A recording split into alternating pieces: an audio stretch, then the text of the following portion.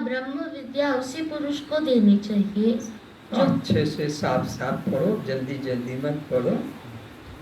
जो पुत्र अथवा शिष्य भी नहीं, उसे यह विद्या नहीं देनी चाहिए। यह ब्रह्म विद्या उसी पुरुष को देनी चाहिए जो गुरु का सच्चा भक्त हो और नित्य भक्ति परायण हो। यहाँ पुरुष से मतलब व्यक्ति, मनुष्य नहीं, कोई भी जीवात्मा हो, चाहे स्त्री हो कि पुरुष हो, बूढ़ा हो कि बूढ़ी हो, जवान हो कि युवती हो कि किशोर हो, वह बिना भेद के उपदेश करता है। ऐसे को ही यह विद्या देनी चाहिए, अन्य किसी को नहीं। इसी तरह विवेक वैराग्य आदि साधन संपन्न के अंतःकरण में सद्गुरु के द्वारा तत्वमसि एक महावाक्य का उपदेश मिलते ही उसको मैं ब्रह्म हूँ ऐसा शीघ्र बोध हो जाता है। क्या क्या उपदेश देता है वो? तत्वमसि, तत्वमसि। सी मत बोलो, सी बोलो, तत्वमसि, तत्वमसि। जैसे सूखा पत्ता, घास, कागज, काष्ठ आदि का अग्नि से स्पर्श होते ही भस्म होने लगता है, किंतु वह दूसरे लोग जो श्रद्धालु, मुमुक्षु, आज्ञाकारी, सेवाभावी, सात्विक आहारी नहीं हैं, जो मल विक्षेप आवरण दोष वाले हैं, वे तो गीली लकड़ी की तरह वहाँ आग प्रकट नहीं हो पाता है, बल्कि धुआं हो बुझ जाता है। संसार में भी क्लासरूम में टीचर एक है, एक ही विषय पढ़ाया जाता है और 50 स्टूडेंट हैं, लेकिन एक तो फर्स्ट क्लास फर्स्ट होता है, कोई एक सेकंड क्लास में आता है, कोई थर्ड क्लास में, और मेरा जैसा तो रिमोट करके उसको पास कर दिया जाता है। पासिंग मार्क ग्रेस के दे देते हैं 5 मार्क। तो एक ही पाठ, एक ही टीचर, लेकिन बुद्धि की जैसी जैसी अवस्था होती है वैसा वैसा वो ग्रहण करता है। यदि उन्हें सारे जीवन गुरु वेद वचनामृत की वर्षा करता रहे, फिर भी वे विरोचन की तरह पथरीले टीले बने रहते हैं। श्रद्धा सरोवर की तरह वहाँ गुरु कृपा शीघ्र भर जाती है, जबकि गुरु कृपा वर्षा सब और समान ही होती है। पर एक सूखा खाली रह जाता है जो अहंकारी, अश्रद्धालु या बुद्धि घमंड वाला है, परंतु दूसरे जिनके श्रद्धा के गड्ढे हैं, वे थोड़े ही उपदेश से स्वरूप में स्थित हो जाते हैं। ऐसी घटना घटी। राजा जनक अपने गुरुदेव याज्ञवल्क्य जी के पास बैठे हुए हैं और याज्ञवल्क्य जी के 10,000 शिष्य हैं, और जनक जी जब तक आकर बैठते नहीं आसन पर, गुरुदेव प्रवचन प्रारंभ नहीं करते हैं। तो 10,000 सन्यासी लोगों ने धीरे धीरे समझा कि हमारे गुरु जी हमारा कुछ महत्व नहीं रखते हैं सन्यासी होने के नाते, जबकि हम घर छोड़ के संसार छोड़कर आए हैं इनकी शरण में और यहाँ सेवा में रहते हैं, तो हमारा इतना मूल्य नहीं। जब तक जनक नहीं आते हैं कथा में, तब तक ये कथा प्रारंभ नहीं करते हैं। तो जब जनक आ जाता है तो कथा प्रारंभ कर देते हैं। तो एक दिन सब सामग्री सहित वो बैठ गए, क्योंकि जनक जी का इंतजार करते हुए गुरु जरा उधर से पानी लाने ना, थोड़ा सा वो उपनिषद लेके आना, कुछ न कुछ ऐसे काम दे देते थे। तो वो इशारे में एक दूसरे से शिष्य लोग देखा कोई न कोई बहाना बना रहा है और हमारे का कोई मूल्य नहीं, सब सामग्री लाला कर रख देते हैं। महाराज कथा प्रारंभ कीजिए, हम सब आ गए हैं, सब व्यवस्था ठीक है। हाँ ठीक है, थोड़ा सा मेरे को गले में खरखराश हो रही है, नमक का पानी थोड़ा दे दो, मैं कुल्ली कर लेता हूँ। तो बस इधर आ जाते हैं जनक जी और कथा प्रारंभ। देखा इन्हें इशारे में। अब गुरुदेव भाप गए कि इन शिष्यों को मेरे मन में श्रद्धा नहीं है, क्योंकि श्रद्धावान लगते ज्ञानम, श्रद्धावान ही ज्ञान की प्राप्ति कर सकता है। अब ये घर परिवार संसार छोड़ के मेरे पास आए और इनको अगर ज्ञान नहीं होगा तो मैं ही बदनाम होऊंगा कि उनके आश्रम में रहे और इनको कोई ज्ञान नहीं हुआ। तो इनमें श्रद्धा होना जरूरी है, और अश्रद्धा जिस कारण है उसको कारण को मुझे निकाल देना चाहिए। गुरु के प्रति जिस कारण से अश्रद्धा हो रही है वो गुरु को चाहिए कि अपने अंदर से निकाल दे, शिष्य का अगर सचमुच में ये कल्याण चाहता है। तो ऐसा ही हुआ। गुरु जी समझ गए शिष्यों के अंतःकरण की अवस्था की सबको अश्रद्धा है। सबने मीटिंग करके और ये फैसला कर लिया है कि हमें अब गुरु का आश्रम छोड़ देना चाहिए, क्योंकि गुरु में तो हमारे प्रति श्रद्धा नहीं। तो घटना क्या घटी? चल रहा है वेदांत का विषय, अष्टावक्र जी जैसे सुना रहे हैं और जनक जी सुन रहे हैं। ऐसे ही याज्ञवल्क्य जी सुना रहे थे और जनक जी पूछते जा रहे हैं कि हे गुरुदेव, ज्ञान की प्राप्ति किसके द्वारा होती है? वैराग्य का क्या स्वरूप है? ये मुक्ति की क्या भेद है? ये सबके बीच में चल रही है चर्चा। इतने में ही जनकपुरी से घुड़सवार दो आए और कहा, महाराज उठो यहाँ से, घोड़ा आपके लिए हम लेकर आए हैं। और वहाँ जनकपुरी में आग लग गई है। नहीं सुना? तो महाराज ज्ञान के कितने भेद बताए आपने? परोक्ष ज्ञान और अपरोक्ष ज्ञान दो। ये परोक्ष ज्ञान क्या?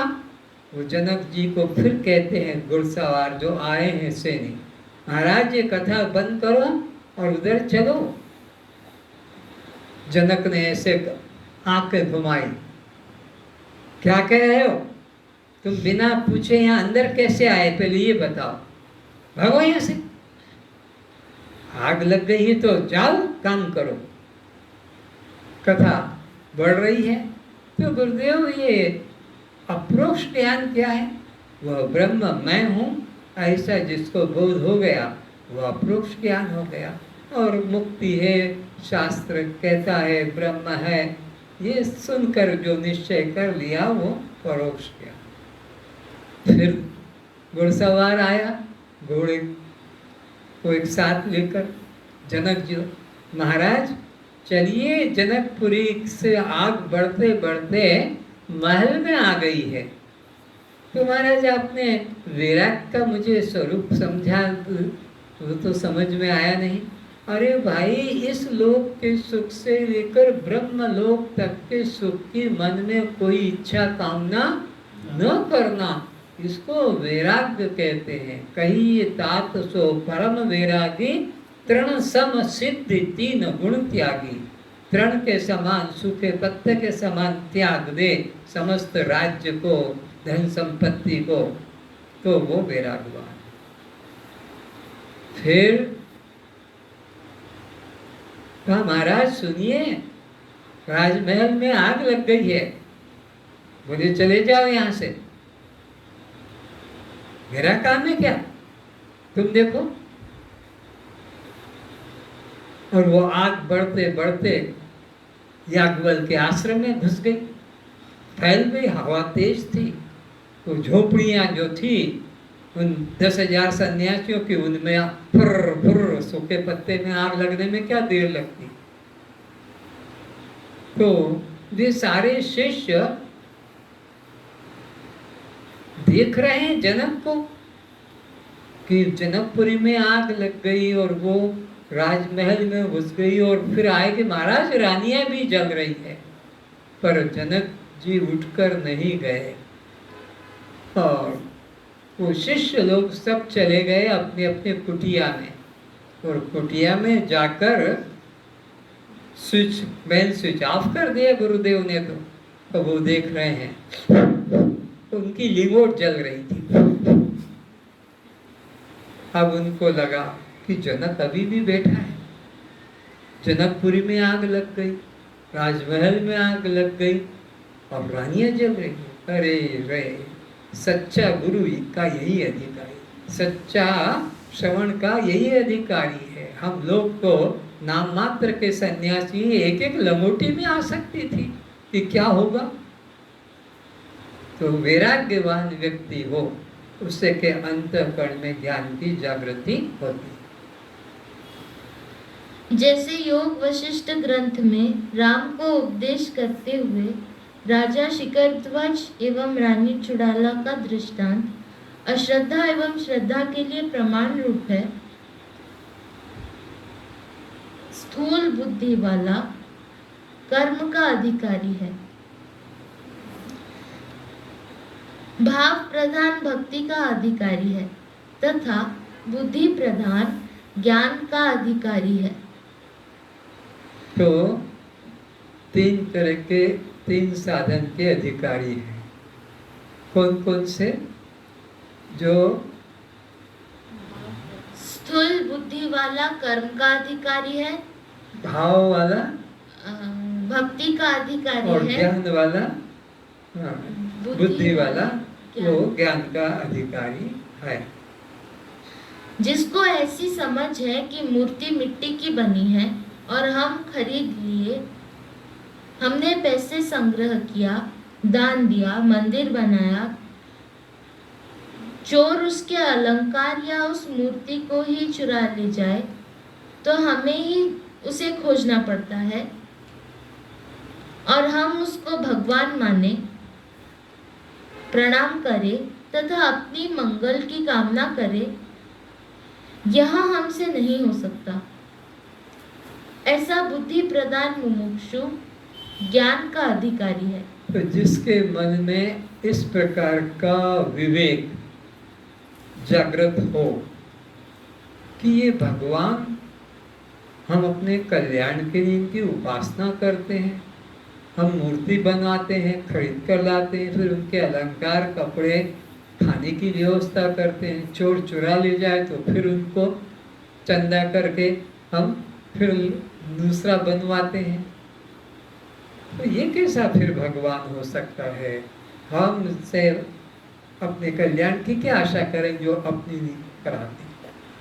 तो वो बुद्धि प्रदान ज्ञान का अधिकारी होता है। भेद अधिकारी भेद से गुरु उपदेश करते हैं। जैसे प्रजापति ने देवता, राक्षस व मनुष्य तीनों को द मंत्र प्रदान किया, तो फिर पात्र देखकर ही गुरु उपदेश करते हैं। एक बार देवता, मनुष्य और राक्षस तीनों प्रजापति के पास में अपने कल्याण की इच्छा लेकर पहुँचे कि महाराज आप हमें अपने कल्याण के लिए उपदेश कीजिए। तो पहले देवता गए, उनका नंबर पहले था, और प्रणाम किया और उपदेश की याचना की।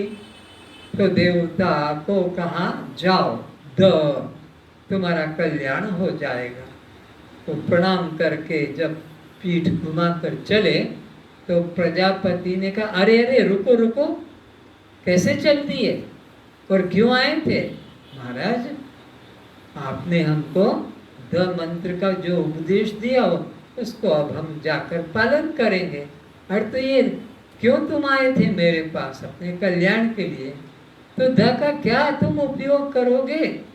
सुन तो लिया महाराज, हम बड़े भोगी लोग हैं, किसी की भी स्त्री के संग में जाकर उसका सतीत्व नष्ट कर देते हैं, किसी का कुछ चुरा लेते हैं, या हम साधना भंग कर देते हैं। तो हमारे को आपने दया का उपदेश किया, दमन का, इंद्रिय दमन का उपदेश किया, क्योंकि भोगी है ना, तो इंद्रिय दमन।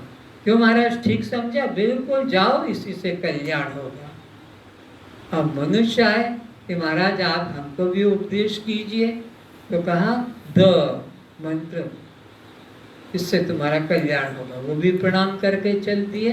अरे रुको रुको, कैसे चल दिए? बोला आपने हमको द मंत्र का उपदेश किया, तो मैंने द देवताओं को भी दिया, वो उसका क्या अर्थ समझी वो बताया, तो तुम क्या समझे द मंत्र का?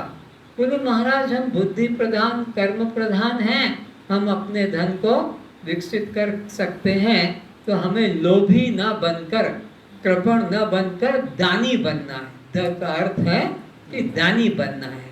क्यों महाराज? बिल्कुल ठीक है, तुमने ठीक समझा, इसी से तुम्हारा कल्याण होगा। अब राक्षस आए कि महाराज हम भी आपने कल्याण के लिए आपके पास आए, आप हमें भी उपदेश करो। तो कहा द, वो भी प्रणाम करके जाने लगे। अरे अरे रुको रुको, कैसे चल दिए?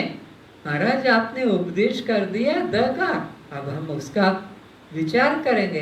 अरे द तो मैंने देवताओं को भी दिया, द मैंने मनुष्यों को भी दिया। देवताओं ने इंद्रिय दमन का अर्थ निकाला, तो मनुष्यों ने दान का अर्थ निकाला। तुम क्या? बोले महाराज आप हिंसक हैं, क्रूर हिंसक हत्यारे, तो आपने हमको दया का इशारा दिया। क्यों महाराज? ठीक समझे? बिल्कुल ठीक, जाओ, इससे तुम्हारा कल्याण होगा। तो पात्र देखकर उसका अलग अलग अर्थ हुआ। देवताओं के लिए इंद्रिय दमन, मनुष्यों के लिए दान, वही द, और राक्षसों के लिए दया। अष्टावक्र जनक को कह रहे हैं कि तू उत्तम अधिकारी है। रजोगुण तमोगुण नाम मात्र जीवन निर्वाह जितना है। तू सत्व प्रधान बुद्धि वाला है। तुझे मैंने मात्र 6 श्लोक का उपदेश किया और तू आत्मस्थ हो गया।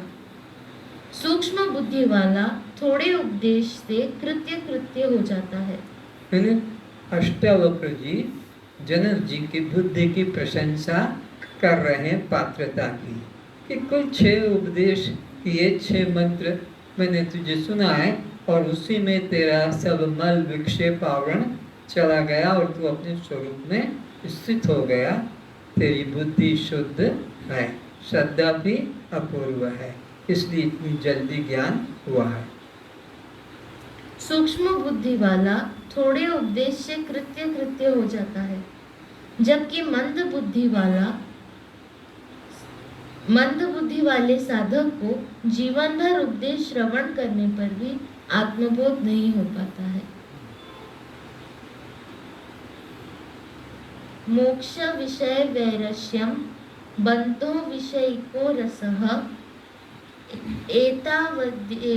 एतावदेव विज्ञानम यथेच्छसि तथा कुरु। विषयों में जब मन आसक्त हो जाता है, तब वह मन बंधन का हेतु होता है, और जब विषयों में आसक्ति नहीं होती है, तब वही मन मोक्ष का हेतु होता है। तो मन ही बंधन और मोक्ष का कारण है। मन के हारे हार है, मन के जीते जीत, कहे कबीर हरि पाइए मन ही के प्रति। तो जब मन विषयों में आसक्त होता है, तो वो बंधन का कारण बन जाता है। देह में अभिमान करता है, कर्म में अभिमान करता है, बंधन को पा जाता है। पर जब वही मन सत्संग में जुड़ जाता है, देह अभिमान छोड़ देता है, तो वो मुक्ति का हेतु होता है। हे जनक, इतना ही बंधन व मोक्ष का कारण है। इसको तुम भली प्रकार जानकर जैसी तुम्हारी मर्जी वैसा तुम करो। अष्टावक्र शिष्य जनक को शिष्यत्व से हटाकर गुरुत्व रूप में जोड़ रहे हैं।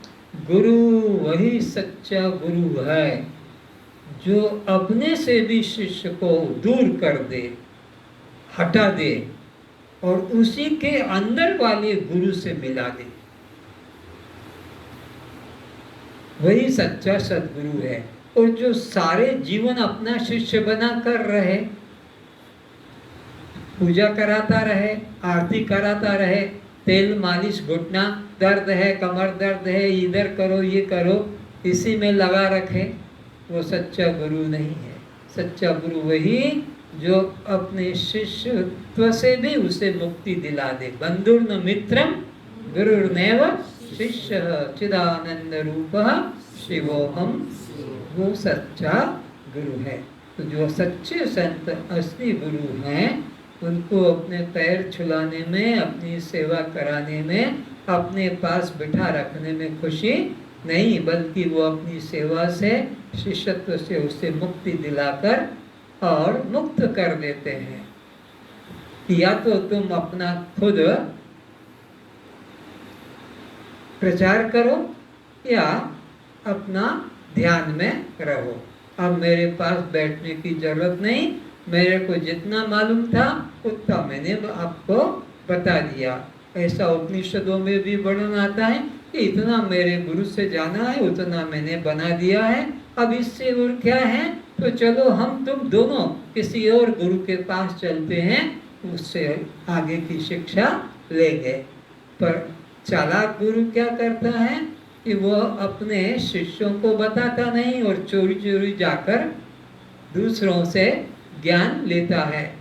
अधिकतर देखे हैं आचार्य रजनीश जी के सत्संग में और तमाम महात्मा लोग भी जाते थे, पर अपने शिष्यों को जाने से रोकते थे। ना वहाँ जाना ठीक नहीं, वो गुरु ठीक नहीं, और खुद जाकर उनसे ज्ञान ग्रहण करते थे। चालाक गुरु। और जो सच्चे गुरु हैं वो तो कहते भाई इतना मैंने अपने गुरुओं से जाना है, उतना बता दिया है, और तेरी ज़्यादा जानने की इच्छा है तो किसी अन्य गुरु के पास में जाकर देखो और फिर मेरे को भी बताना, तो मैं भी उस वहाँ पर चलूँगा। पर खुद ना रोकते थे और ना अपना खुद अहंकार दिखाते थे गुरु होने का। हे जनक, इतना ही बंधन और मोक्ष का कारण है, इसको तुम भली प्रकार जान, तुम्हारी जैसी मर्जी हो वैसा करो। माँ बच्चे की अंगुली पकड़कर प्रथम चलाती है, फिर वह अंगुली को थोड़ा थोड़ा बीच बीच में छोड़ती पकड़ती है। बच्चा गिरता उठता है, फिर माँ उसे पूरा छोड़ देती है। बच्चा स्वतंत्रता से चलने लगता है। जैसे हम सब लोगों ने सीखा है, घर से बाहर आते ही तो कोई सीखा नहीं, धीरे धीरे माँ ने हमें इस योग्य कर दिया। जैसे प्रथम छोटे पौधे की जीवन रक्षा हमें करनी पड़ती है, फिर वह पौधा वृक्षाकार हो हमारी सेवा करने लग जाता है।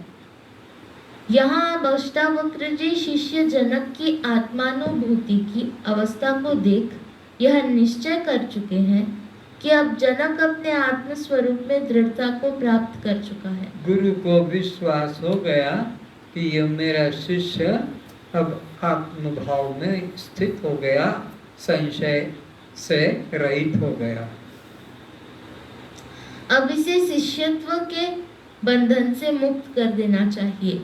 गुरु अपने शिष्य को पूर्णता का बोध कराते हैं, कुछ छुपावट नहीं करते हैं, चालाकी नहीं करते हैं कि ये मेरे पास ही बस शिष्य बनकर मरते तक बैठा रहे। जितना जल्दी है उसको अपने से मुक्ति दिलाते हैं। जैसे दीपक आपका पास बुझा है, गुरु या जिसका दीपक जल रहा है वहाँ जाकर अपने दीपक की जोत उसमें ले लेते हैं, फिर वो अपने दीपक से और दीपकों को प्रकाशित करता है। हर व्यक्ति को प्रथम दीपक वाले के पास से जाने की जरूरत नहीं। तो इस प्रकार अब अष्टावक्र जी उसे मुक्ति देते, जाओ अब तुम्हें जो करना है, जो अच्छा लगे वह तुम करो। तो जनक से कह रहे हैं, हे जनक, छोटे पौधे के लिए सुरक्षा हेतु व्यवस्था की जाती है। समय पर पानी एवं उसे कोई नष्ट न करे, इसकी रक्षा के लिए कंपाउंड वाल, मेड़ आसपास रखना चाहिए ताकि कोई पौधा खा ना पाए, बकरी, गाय, पशु। जब वो बड़ा हो जाएगा तो फिर मेड़ बांधने की भी जरूरत नहीं, कि सुबह शाम पानी देने की भी जरूरत नहीं है। छोटा पौधा है, पानी नहीं दोगे तो सूख जाएगा, पर बड़ा हो जाएगा तो फिर वो तो अपने आप फूल फल हमको देगा, फिर उससे हमारी जरूरत नहीं। तो जब तक यह समर्थ नहीं हुआ है तब तक गुरु को उसको सहारा देना पड़ता है, और जब ये समर्थ हो जाता है तो ये खुद फिर गुरु का भी प्रचार करता है और शिष्यों को भी लाकर अपने गुरु से जोड़ता है कि इन गुरु से मैंने ज्ञान लिया है, तुम भी इनसे ही ज्ञान ले। वृक्ष बड़ा हो जाने पर वह अपनी रक्षा स्वयं कर लेता है। तब उसे न पानी देना पड़ता है, न अन्य पशु से नष्ट होने से बचाने की जरूरत रहती है। तब वह वृक्ष तरखे की ऊंचाई को लांघ जाता है। तब वह वृक्ष खतरे की ऊंचाई को लांघ जाता है। तुलसी पौधा बाग में सींचत ही कुमलाए, राम भरोसे जो रहे पर्वत पर हरियाए। अष्टावक्र जी कहते हैं कि हे जनक, साधक को उदासीन वृत्ति से जीवन रक्षा हेतु आहार ग्रहण करना चाहिए। किसी भी विषय में व्यक्ति की आसक्ति का होना कि इसके बिना मेरा काम नहीं चलेगा, इसके बिना मैं नहीं रह सकूंगी, इसे तो मैं किसी भी तरह प्राप्त करके रहूंगी, मुझे कहीं से भी किसी प्रकार लाकर देना होगा। यह मांसाहार, शराब, गुटखा, पुड़िया, पान, तंबाकू, गुड़ाखू, सिगरेट आदि का व्यसन मैं नहीं छोड़ सकूंगा। एक आश्रम में ये गया था, अरविंद आश्रम, कौन सी जगह नाम भूल गया, तो वहाँ का एक ब्रह्मचारी मुझसे कहता है, देखिए मेरी एक प्रार्थना है, क्या है कि मेरे लिए 2 अंडे की व्यवस्था करा दीजिए आप। मैंने कहा कहाँ रहते हो? बोल मैं इसी आश्रम का ब्रह्मचारी हूँ, इस आश्रम के तुम ब्रह्मचारी, मुझे 2 अंडे की व्यवस्था करा दीजिए। उनका ब्रह्मचारी और फिर अंडे में आ सकती तो तुम यहाँ क्यों आए हो? घर जाओ। तुम्हारे बुद्धि का इस प्रकार से आसक्ति है, देखो इस तुम्हारा कल्याण नहीं हो सकता। तो ऐसी आसक्ति भी नहीं होना चाहिए कि इसके बिना मेरा काम नहीं चलेगा। चाय तो मुझे जरूर चाहिए, कि मेरे को घी तो जरूर चाहिए, कि मेरे को दूध तो जरूर चाहिए, बिना दूध के बिना चाय के कि मैं इसके नहीं रह सकता, ऐसी अनिवार्यता नहीं होना चाहिए। बस पेट की जो ज्वाला है 2 मुट्ठी अनाज से समाप्त हो जाती है, उसके लिए फिर 1-2 कुंटल इकट्ठा करके रखने की आवश्यकता नहीं। आवश्यकता से अधिक रखने से वो चोर कहलाता है। इसीलिए गीता में कहा कि जो अपने लिए कमाता है, अपने लिए पकाता है, अपने लिए खाता है, वो तो चोर है, और जो औरों के दृष्टि से कमाकर, पकाकर, खिलाकर खाता है, वही सचमुच में दानी है। तो व्यक्ति को उदार वृत्ति रखना चाहिए, अपने संग्रह वृत्ति से बंधन को ही वह तैयार करते हैं। यह विषयों के प्रति आसक्ति ही बंधन का कारण है, और यह विषयासक्त व्यक्ति न भक्ति न ज्ञान का अधिकारी है। जो जीव सकाम कर्म करता है उसे फल भोगने के लिए पुनर्जन्म ग्रहण करना पड़ता है।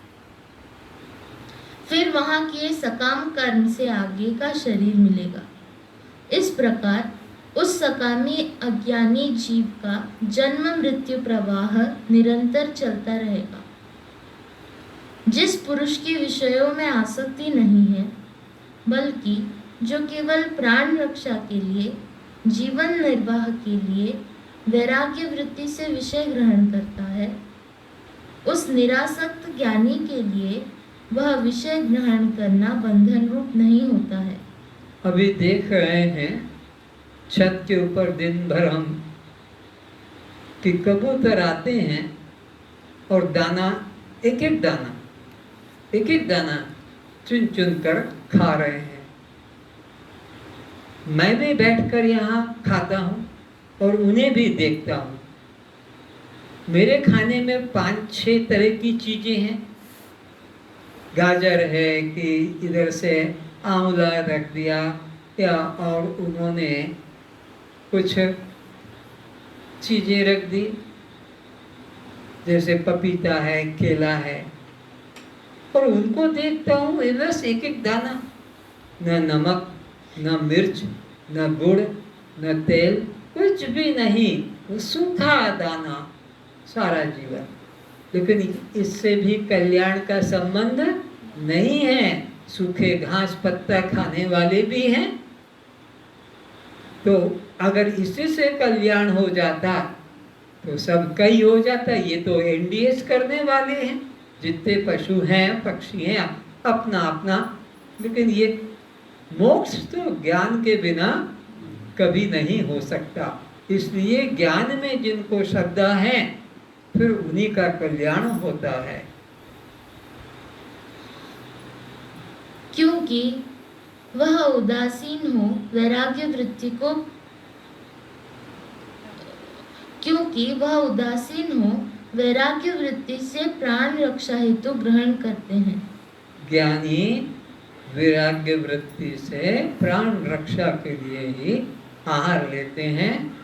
अज्ञानी आसक्ति के कारण अंडा चाहिए कि शराब चाहिए कि प्याज चाहिए, लहसुन चाहिए, तो इसको इस तरह से नहीं, ऐसे बनाना होगा, इसमें ये मिलाना होगा, नाना प्रकार का उसका आग्रह होता है। पर ज्ञानी बस पेट की ज्वाला समाप्त करना है, भूख निवृत्ति के लिए वैराग्य वृत्ति से ग्रहण करता है। ज़्यादा स्वादिष्ट है तो ठूस ठूस कर वो खाता नहीं है, जितना भूख निवृत्ति के लिए है उतना ही लेता है। तो चबा चबा कर खाता है, धीरे धीरे खाता है। ये श्रद्धा बापू की तरह गपा गप तोड़ तोड़ के खा लेगा और उठ के चले जाएंगे। देख कहाँ चले गए, वो तो खाते चले गए। अभी उनका दूसरे लोगों का एक रोटी खत्म नहीं हुआ, वो 4 रोटी खा के निकल जाते। तो वो एक एक कोर को चबा चबा कर रस युक्त बनाकर अंदर ले जाते हैं। ये लक्षण देखना। प्रवृत्ति जिनकी ज्यादा है, चंचलता ज्यादा है, रजोगुण ज्यादा है, वो इस प्रकार से, और सत्वगुण वाले धैर्य से आहिस्ता आहिस्ता थोड़ा थोड़ा ग्रहण करते हैं। भूख निवृत्ति हो गई फिर उठकर चलते हैं। जीने के लिए खाना है, खाने के लिए नहीं जीना है। जीना भी है तो अपने स्वरूप को पहचानने के लिए, स्वरूप को पहचानना है, मुक्ति पाने के लिए। मुक्ति पाना है सदा के लिए आवागमन से बचने के लिए, परम विश्राम पाने के लिए। तो कहते हैं आहार शुद्धो सत्व शुद्धि, सत्व शुद्धि ध्रुव स्मृति, स्मृति लब्धा सरग्रंथि विप्र मोक्ष। जैसा खाओगे अन्न वैसा बनेगा मन। तो अन्न क्यों खाना है? प्राण रक्षा के लिए। प्राण रक्षा क्यों करना है? इसलिए कि ज्ञान प्राप्त करना है। ये ज्ञान प्राप्त क्यों करना है? मुक्ति प्राप्त करना है। तो मुक्ति पाने के लिए ज्ञान चाहिए, ज्ञान के लिए फिर आपको अपना जीवन चाहिए, और जीवन के लिए प्राण रक्षा चाहिए। प्राण रक्षा के लिए अन्न ग्रहण करना है। जनक, इतना ही यथार्थ ज्ञान है। अब जैसा तू ठीक समझता वैसा अपने विवेक से कर, अथवा प्रारब्ध के अधीन देह को छोड़ स्वतंत्रता से विचरण कर। सद्गुरु वही जो अपने शिष्य को शिष्य भाव से मुक्त कर स्वस्वरूप में स्थित कर सके। सच्चा सद्गुरु कौन? जो अपने शिष्य को शिष्य भाव से मुक्ति दिला दे। क्योंकि गुरु जानता है कि ये भी वहीं पर पहुंचने वाला है, जहां मैं हूं ये भी वहीं पहुंचने वाला है। थोड़ी देर का फर्क है। जो सबसे ऊंचे मकान पर है वो सूर्य को पहले देख लेता है, तो नीचे वाले बाद में देखते हैं। तो वो जानता है कि जो सूर्य मैं देख रहा हूँ कुछ देर बाद में ये भी देख लेंगे, पर ये अभी नीचे है, उस कारण इनकी दृष्टि सूर्य से नहीं टकरा रही है। तो गुरु भी जानता है कि ये शिष्य भी कुछ दिनों बाद में तो इसी पद को प्राप्त करेगा जहाँ पर मैं बैठा हूँ, इसलिए कोई भेद नहीं समझता है। परस्पर गुरु शिष्य के भेद भाव को मिटा देते हैं। आज इतना ही। तो सच्चे सद्गुरु भेदभाव को मिटा देते हैं, उनमें कोई अंतर नहीं देखते हैं, क्योंकि जो तत्व उनमें है, जो तत्व राम कृष्ण शंकर महावीर बुद्ध में है, वही तत्व तुम में है। वो भी किसी पिता माता की संतान थे और उन्होंने ये पद पाया, तुम भी इसी प्रकार इस पद को प्राप्त कर सकते हो। आज इतना ही। बोलो सच्चिदानंद भगवान की जय, सद्गुरुदेव की जय।